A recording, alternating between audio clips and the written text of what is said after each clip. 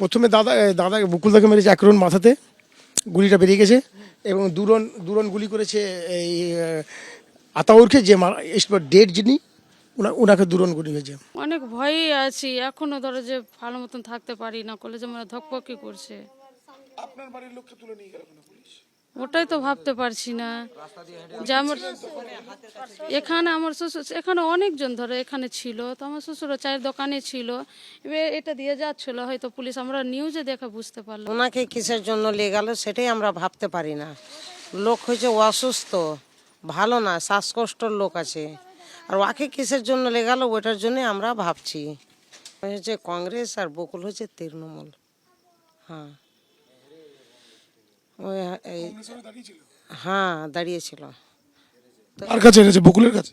হ্যাঁ, বকুলের কাছে হেরে গেছে, হাত হেরে গেছে পঞ্চায়েত ভোটে? পঞ্চায়েত ভোটে। আর ওই জিতাই রয়েছে বকুল।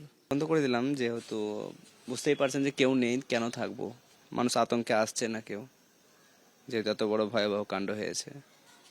হ্যাঁ, আমরা খোলাই ছিলাম গো, আমি জাস্ট পেশেন্ট দেখছিলাম, ঠিক আছে, তার মধ্যে হঠাৎ চিৎকার আওয়াজ পেলাম, দিয়ে বেড়ে এলাম, বেড়ে দেখছি এরকম ঝামেলা।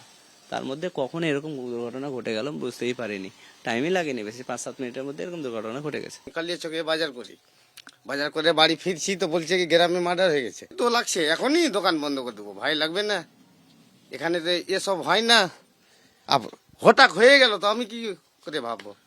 ওই এগুলো চলে যাচ্ছে, কিছু বলার নেই। বুঝতেই তো পারছেন। ওরা তৃণমূল করে সবাই, এই আর কি। না না না, কংগ্রেস তৃণমূলই সব আছে, ওদের মধ্যেই গন্ডগোল।